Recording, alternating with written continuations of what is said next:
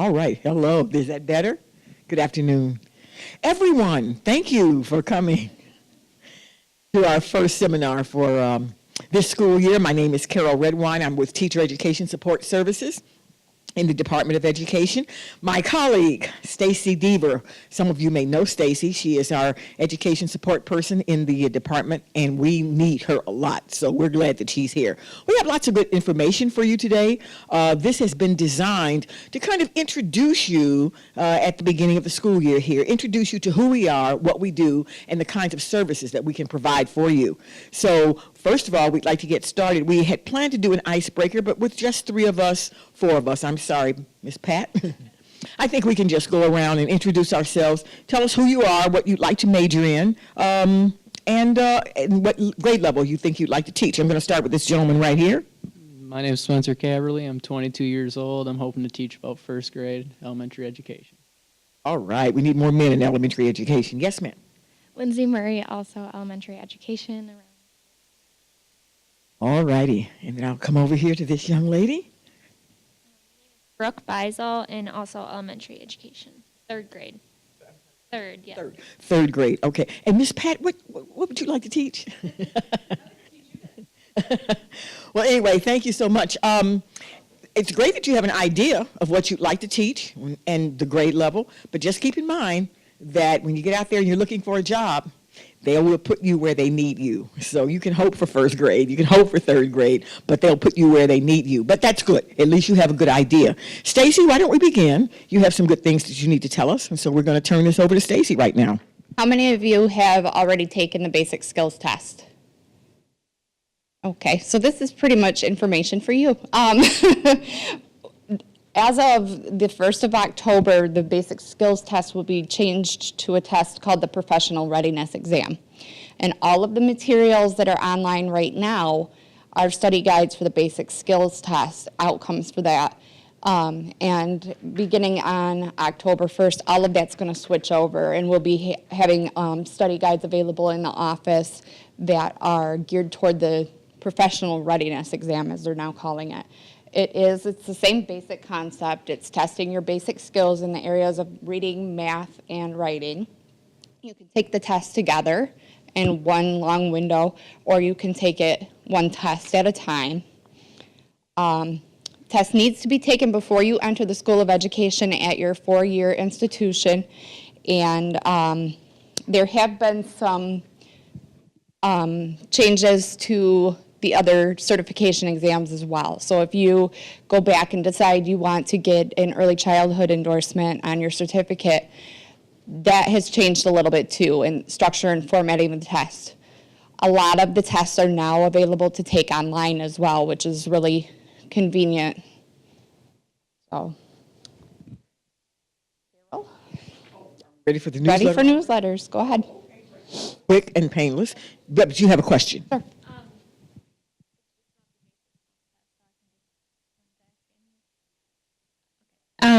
This is my second year at GRCC, and I am transferring next year, so I'll have my gen eds by then. So to get into the education program at Central, I'll need to have that test taken by then. You know the answer to that for sure? For Central, I'm not sure. I don't want to say yes or no. I know at Grand Valley, they would like for you to have that, right? But at Central, I'm not sure. What you should do, though, is to check with Central Michigan University to see what they require. In fact, we encourage you to check with all your institutions to see what it is they require for you to come in and have completed before you enter the College of Education. Every school is different, and so that's why we can't make any sweeping generalizations, okay? Any other questions? Because you two have said you've taken it already. Okay, and you've passed it successfully. You're ready to go. Excellent. A gentleman has come in. He's trying to get a few snacks and sneak out, but we're not going to let him. Dr. Jordan Pesce. He is in charge of our scholarships here at Teachers of Tomorrow Scholarship. We're going to talk about that in a few minutes, but we're happy to have him join us. Would you like to say hello? Hello. I don't need this, I don't think. Not with my voice. If you're going to be around for a year, if you're going to be around for at least another year, I would suggest that you consider applying for a Teachers of Tomorrow scholarship. The scholarships run somewhere between $800 and $2,000. This past year, we were able to up them. Normally, they've been in a range of about $1,500 to $1,600. And we've been very fortunate. We have gained new money through the Wege Foundation, and that money is currently being invested, and that has allowed us to give more scholarship funds. You need to pay attention to the timing because everything has to be in by the middle of March next year. Unfortunately, we don't have any mid-year reviews as of yet, and I don't see that happening this year.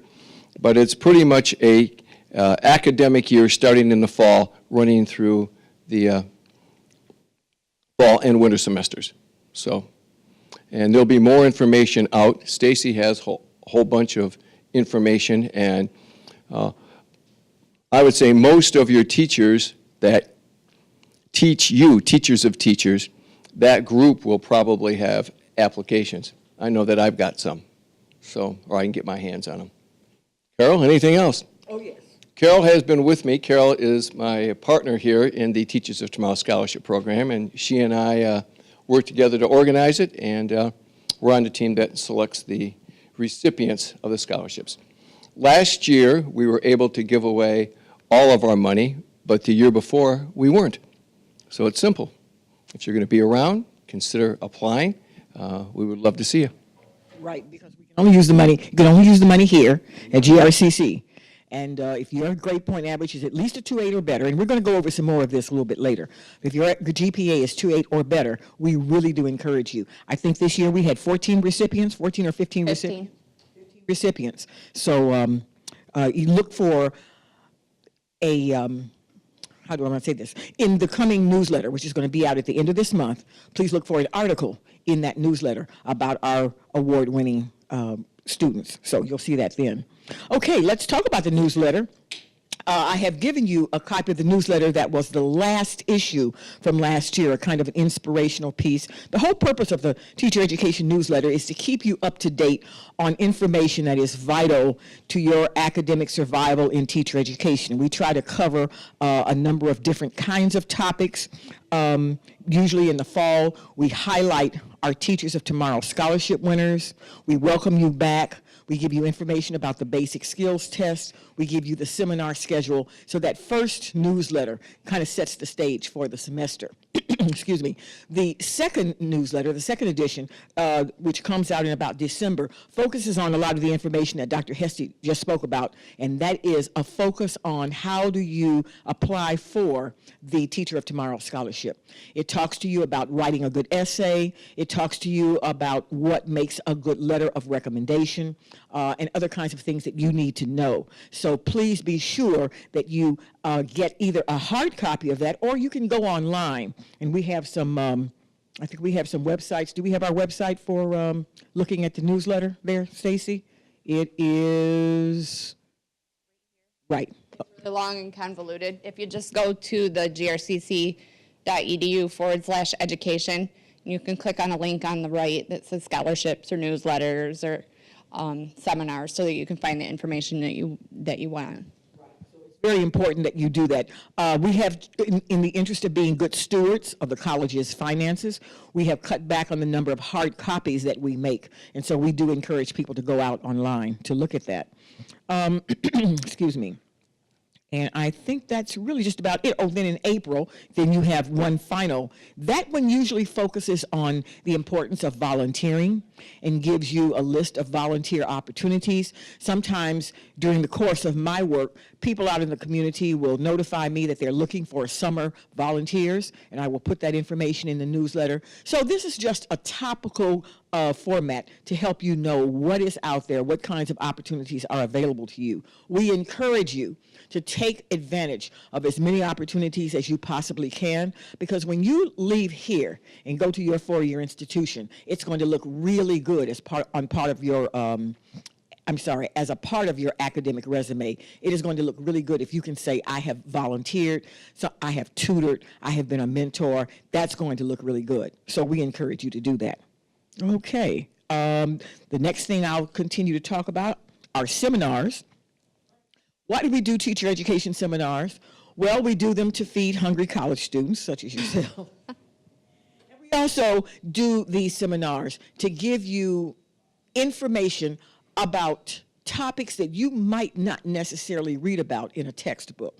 We reach outside the college to community agencies, to schools, to other places that who can talk to you about those kinds of issues that will be important to you as a teacher. For example, a couple of years ago, we had a representative from Kids Food Basket to come in and talk about poverty, to talk about the Kids Food Basket and what it does and how it prepares suppers for students who might otherwise go home hungry. That's really very important because students can't learn if they're hungry. And it's important for us as teachers to know that what we do in the classroom is not just stand in front of students and teach, but it is to be aware of what makes up that whole child. And so we do the seminars to help find out information about those kinds of issues that affect the whole child, those individuals with whom we are working on a daily basis. Tuck that information about Kids Food Basket into the back of your brain because probably early November, I think it is, we're going to be having a food drive for Kids Food Basket. Just to help, they're always looking for bags and things for their lunches that they send home with the kids that otherwise wouldn't eat a lunch or a dinner that night. And so there are a number of topics that we have covered, too numerous to mention. In fact, Stacy and I we have done an Excel spreadsheet of the number of topics that we've had over the last perhaps 4 or 5 years. And we were really surprised at the number of topics that we have covered. And so please avail yourselves of these seminars as you have done today. There are always posters that are around campus. The schedule is going to be listed in your upcoming newsletter. And I can just tell you now that, of course, today is our first one, our Welcome Back seminar. But then the big one is our transfer fair, and that's going to be held October 10th. That's going to be held October 10th. And our transfer fair, we have invited, and Miss Tricia Siegel, some of you may know her, she is in charge of doing that one, along with other seminars as well. But she has invited Eastern Michigan University, Western Michigan University, Central Michigan University, Grand Valley, Michigan State, Ferris, Aquinas, and Calvin. Now, these colleges have been invited. We do not know how many of them will come, but usually we have a really very good turnout. That is by far our biggest seminar because everybody uses this as an opportunity to talk with these colleges to get information that will help them in their transfer decisions. So please be sure that you make yourselves aware of that. Also, the Stall Street Journal, you know where those are found. Okay, and then there are email reminders for details. We like to let our teachers of teachers, those of us who are teaching education classes, we like to let our teachers know, our professors know when a seminar is coming up so that they can remind students to be here. And sometimes they provide you with extra credit or some other kind of academic incentive, so keep that in mind as well. One thing for our TOTS scholarship recipients is that they are strongly encouraged, if they're not in class, to attend the seminars. And a lot of times they're unable to attend because they're in class or have another commitment at that time. So what we've been doing is taping the seminars, if they're conducive to being taped, and posting them on the web page. So if there's any topic that interests you from before you were at school here, or if you were unable to attend a seminar, you can go back and watch those archives. The schedule is posted on the website. I know you see a lot of topics that say to be announced over on the right-hand side, and those will be added as we figure out who is going to be coming in and speaking. And that's one of the things that we wanted to talk to you guys about is feedback. Are there topics that you would like to hear discussed at these seminars? And if you can't think of any right now, please don't hesitate to email either one of us. Our email addresses are at the bottom of the newsletter here that you have. So please feel free to contact us and say, hey, you know, I was thinking it might be good to know about whatever. Please let us know. We're open to this kind of feedback. In fact, topic ideas that come from you are the best topic ideas because we know that this is what students are interested in. Anything else about any other questions about the newsletter or about seminars? Okay, Stacy, did you want to start with the volunteering? Sure. Through the college, we have a Department of Experiential Learning, and they offer what is called academic service learning. And basically, the definition of that is to facilitate the understanding of course and institutional learner outcomes through service. So it's the hands-on experience out in the field, learning from what you're doing in the classroom. Usually the volunteer hours and service learning hours are required before you can get into your School of Education or need to be completed before you finish. There's a lot of teacher preparation courses here that offer service learning opportunities through their classes. Some of those include English 250, which is the children's literature, the Bio 101E, which is biology for elementary educators, CD 260, which is emergent literacy. They offer, they require 20 hours of tutoring in a classroom in an urban setting. And the Wellness 157, which is elementary games and rhythms, they work with the preschoolers here on campus. The kids will come down to the field house and during project time and the students will work on those projects with the kids. So get a chance to actually interact with the children. And also Julie Hess, who teaches Math 210 and 211, has also at times offered service learning through her classes as well. You want to talk about the volunteer opportunities? Right, yes. Now, volunteer opportunities at the school level are really very important because this gives you an opportunity to actually get into a classroom to work with students who really need your help. Let me be a little bit more specific. We have partnered with Martin Luther King Leadership Academy, which is on the corner of Logan and Henry, I believe. Anyway, they have requested that students who are interested in tutoring math and reading in particular to please try to come and give your services to their students. Now, the wonderful thing about Martin Luther King Leadership Academy is that it is also a school that is part of the Kent School Services Network. It is a community school, and this means that they don't only serve students, but they serve the parents in the community as well. It is located in perhaps what might be described as an underserved area of Grand Rapids.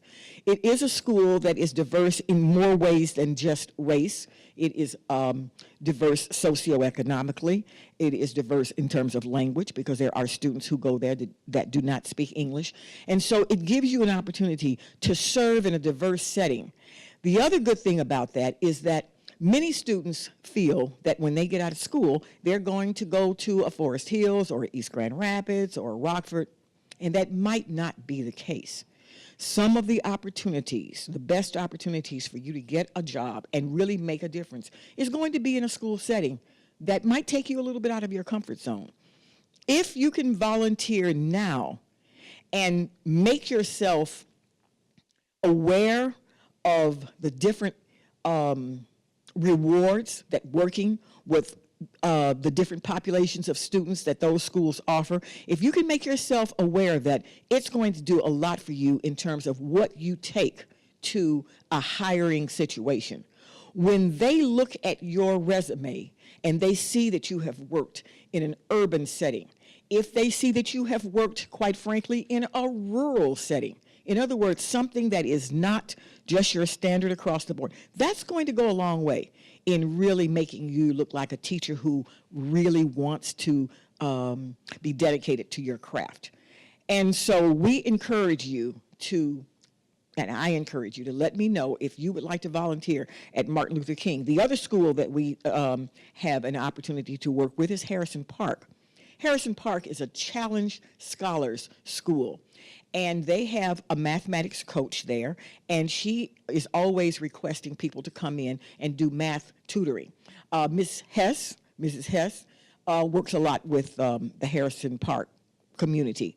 So talk to me if you are interested in any kind of volunteering to tutor at either Harrison Park, excuse me, or Martin Luther King. But I would really encourage you to look at the Martin Luther King setting, because it will, in fact, do a great deal for you in terms of offering you experiences with diversity and just setting you in a good place for taking to your four-year college a great deal of experience.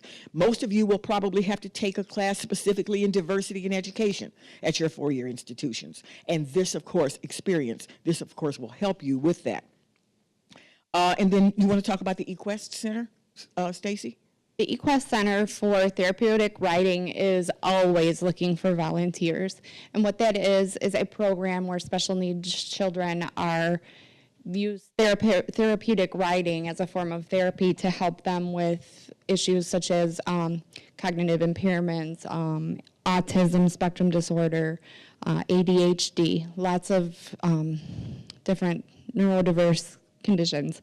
And they're always looking for volunteers to help care for the animals, the pooper scoopers, the fun stuff.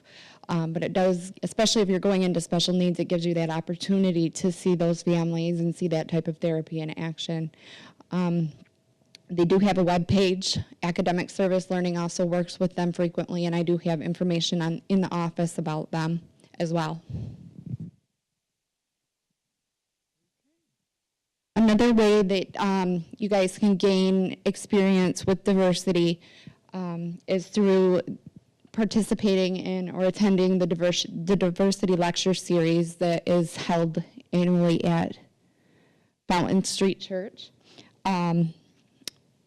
Posters just came out today telling us who the speakers are going to be for 2013, 2014, and some of these topics sounds really interesting for future teachers. On October 23rd, Emily Basilton will be talking about bullying, which is a big issue right now in schools. And on November 13, John Elder Robison will be discussing what it's like to be an adult who's lived his whole life on the autism spectrum. And so, as you can see, those opportunities give you a chance to hear, again, people from outside the college who bring their own personal experiences to the table to share with us what it's like to live in these different kinds of situations. On March 12th, Michelle Norris, the very last speaker, is with NPR. And I had the very distinct pleasure of reading her book, The Grace of Silence. She is going to be doing some book signing there, and I hope to get my book and bring it in to have her sign it. But she talks about the race conversation. And so it's very important that we have such a wide range of diversity lecture series topics. It's not just about race. So many times when people say diversity, everybody thinks, oh, we're going to talk about race. It's so much more than that. It covers a wide range of topics. So do make yourselves, if you can at all find the time, do make yourselves, give yourselves an opportunity to hear these speakers, some of these speakers. Oh, let's see. Did you have something else, Stacy, on that? No. Okay. Our scholarships, going back again to what Dr. Hesse talked about, our scholarships do give you an opportunity to take, it gives you an opportunity to do several things. It does relieve some of the financial pressure, to be sure, which by definition is what a scholarship is. But more importantly than that, it provides you with an opportunity to be part of a cohort of students who see academic excellence as important for moving into the teacher profession. And that is certainly what we are trying to foster. And so as a Teacher of Tomorrow scholar, you have the distinct honor of becoming an example for other students who will look to you and say, wow, this is a Teachers of Tomorrow scholar. They know what the requirements are. When they see you and they hear you speak or they see you be an example for them, then this will hopefully encourage other people to do academically well so that they too can apply for a Teacher of Tomorrow scholarship. In the December newsletter, the process will be laid out. Stacy might be able to talk to you a little bit about that, but it does lay it out very specifically. There is an essay that you must write, and Dr. Hesse and I look at those very carefully. I particularly, because I am an English teacher, and so I am looking at them very carefully. But you do have to do an essay. You also have to provide us with a resume, and there are some other things that we can tell you that you need to have. But I'm going to let Stacy now talk about the Teacher of Tomorrow program and the impact that it's had for us. It's been 2 years now, Joe, since you've done this video.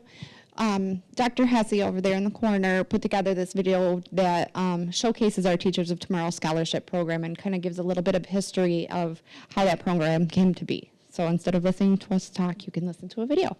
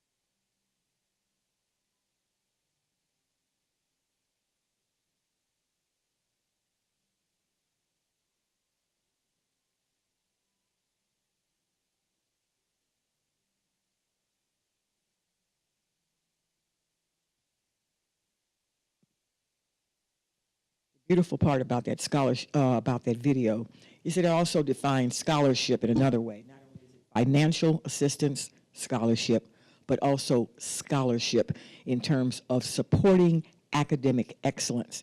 And so those two definitions together for our top scholarship make it something that everyone should aim to try to apply for. So we certainly encourage you to do that. In terms of logistics, all of the application materials will start to be available in January. Right when we get back from Christmas break, you'll see all kinds of flyers posted all over the place in your classrooms. Your teachers will probably bombard you with applications. We really, really want everyone that can apply to apply. It's really a great program. So the application looks for information such as what experience do you already have? Where have you volunteered in the field working with children? What do you want to teach? Do you want to teach secondary? Do you want to teach elementary? Do you want to teach math? Do you want to teach science? The scholarships have very specific criteria, and sometimes they need to be awarded for people going into a specific teaching area. So we definitely encourage everyone to apply for that. Again, it's set up on the video that the applications are due March 15th, and they're due to my office, room 266 Main. And if at any point you guys have any questions about the scholarship program, you can stop by and see me. There are a lot of other scholarship opportunities out there besides the Teachers of Tomorrow program. One of the things that we have in our handouts today is the Jack Cook Kent Foundation. I said it backwards. And that flyer just came out again today. If you have any questions about that, you can stop down and see someone in financial aid. Bryn Roberts works a lot with this particular scholarship and would be able to answer any questions that you have about that. In addition, we have a bulletin board outside of our office that has 4 or 5 different scholarships where you can just pick up an application and go. And don't hesitate to stop by and ask questions if there's a scholarship available for the area of teaching that you want to go into. Okay, and so the last thing that we want to direct your attention to, the last thing is the resources that are available to you as teacher education students. As I said at the beginning, I work in teacher education support services, and I am available to answer questions for you, or if I cannot answer a question, I can certainly direct you to resources on campus where you can find your answer. Stacy, of course, will talk to you about specifically what she can help you with. We do advise you to meet early and often with your advisors at a 4-year school. If you know where you want to transfer, if you think you want to transfer someplace, we encourage you to talk to them directly, early and often, because then they can help guide your work here as well. We have a writing lab on the 5th floor of Cook Academic Hall. We encourage you to take advantage of that because writing is a valuable skill. Good writing is a valuable skill for those of you who are going into teaching. And so if you have difficulty with your writing sometimes, we want to encourage you to go there to get some assistance. They can also help you by proofreading and looking over your Teachers of Tomorrow scholarship essay. That will be great. And I can do that as well. If you didn't want to go to the lab, if you didn't have time to go to the lab, if you wanted me to do that, I can help do that as well. But that is a very valuable resource for you. And then our education classes that we'd like to promote to you, we have Spanish 101. What is the full title of Spanish 101? Technically, it's just Introduction to Spanish, but it's the context that the class is taught in. The vocabulary that they use is going to be geared toward educators, and the assignments that they have, instead of, say, in a regular Spanish 101 class, you would have practice having a conversation with a peer. In the Spanish 101 class for educators, you would practice having a parent-teacher conference. So it will give you the vocabulary and the confidence that you need to be able to work with bilingual families. Right, which is another important part of your diversity experience and your diversity training. Biology 101E for educators, of course, is a science class. Ed 220, Stacy? Ed 220 is the Integrated Arts in Education class. We put that together about a year ago in response to changes at the 4-year level. No longer do you need to take a class in art, a class in music, and a class in, what's the third part? Music, Music, art, and Theater, sorry. You don't have to take separate classes in those anymore. Now they're using an integrated approach where you get all three in one class, and that is what will transfer to your 4 years. Yes. Seen a poster for that class, and I know it said stuff about 2 specific schools. I don't remember now. But do you know, as far as Central, if that transfers there? Do you know that? We don't have a specific transfer agreement for our program with Central, but that's definitely something you want to talk with them about. If they need a copy of a course outline or a syllabus, we can definitely provide that. We do know for sure that it transfers to Grand Valley and Ferris. Many times when you're looking for transferability, in fact, Ms. Masad, can you address that about looking at classes that might transfer and what students have to do? Mrs. Masad. I'm an academic advisor in the counseling department, and I specifically will advise education and early childhood students. On our webpage, grcc.edu, on the right-hand side, there's a tab, Academic Advising and Counseling. Click on that. On the left side, there's a lot of information, transfer credits in and out of the college, what will go, what will not go.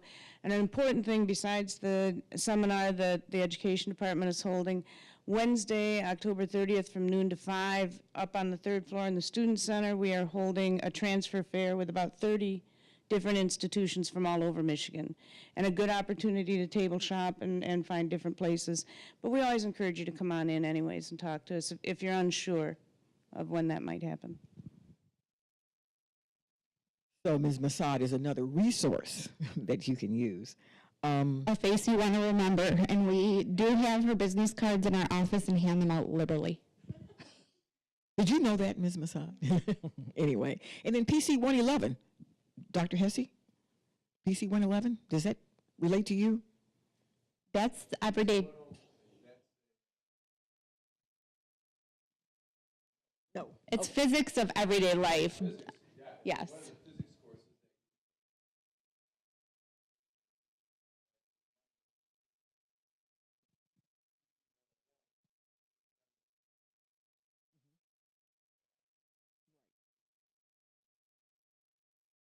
Okay. They asked us to promote the PC 111 because they added a section. Typically, it was only offered in the winter semester, but now they're also offering it in the fall.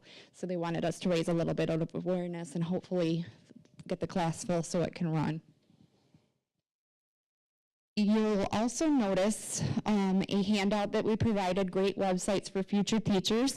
This will go through all of our departmental websites, the newsletters, the seminars, the scholarship information, counseling office, the transfer guide, service learning, everything you could ever want. There's links here for that. And then there's also some other links that will take you to job profiles, job listings, school district listings within the state of Michigan, information on what's now the basic skills test, but will be the professional readiness exam, and financial aid information as well.